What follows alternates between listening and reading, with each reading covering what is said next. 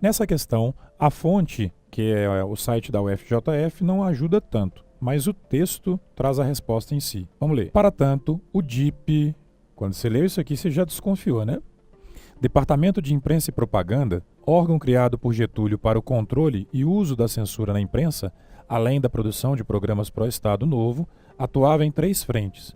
Bom, até agora foi falado para vocês a definição, então quem não lembrava do DIP ganhou de bandeja, né? Aí o que era? Importante então lembrar que era um órgão criado por Getúlio para controle e uso da censura na imprensa, além de produção de programas pró-Estado Novo, ou seja, propaganda. Nessas 3 frentes ele diz: o jornalismo, o rádio e o cinema.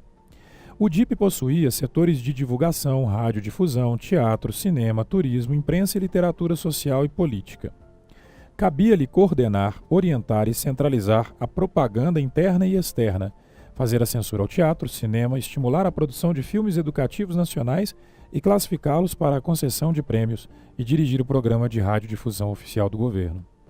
Aluno, repare como depois daquilo que nós marcamos no início, o texto continua apenas descritivo daquilo que já tinha sido falado. Então a resposta está muito dentro desse primeiro momento do texto. Mas vamos no comando. Ao se pensar no controle dos meios de comunicação pelo Estado Novo varguista e levando em consideração o texto base, o governo de Getúlio Vargas está relacionado a governos. O tema, chama atenção, é o controle dos meios de comunicação pelo Estado Novo.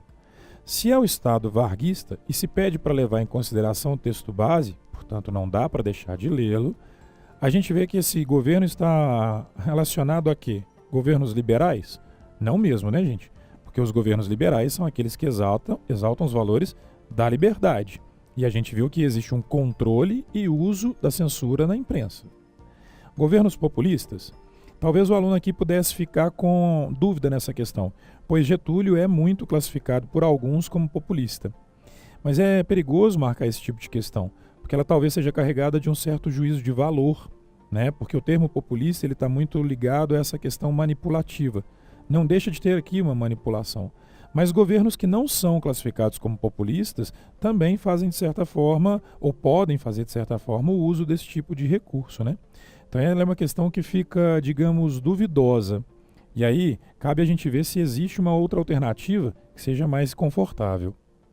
Neoliberais, por exemplo, na letra C, de jeito nenhum, pelos mesmos motivos que a gente falou na letra A, e também porque neoliberalismo é uma coisa dos contextos mais recentes, não de 30 a 45, quando Vargas implementava isso, né? Autoritários, diz a letra D. Essa é a mais confortável das respostas. Melhor do que populistas, porque se o texto salientou o controle e uso da censura e ainda falou de propaganda, censura e propaganda, gente, é típico de regimes autoritários, nazista, fascista, mesmo no regime stalinista, né? Ou até a gente pode pensar na ditadura militar brasileira mais recente.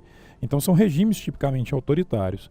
Fica, portanto, uma melhor expressão e sem aí um juízo de valor, porque é fato que é autoritário, em relação à letra B. Democráticos, então, não dá para dizer, porque nos regimes democráticos a imprensa é livre. Letra D, portanto.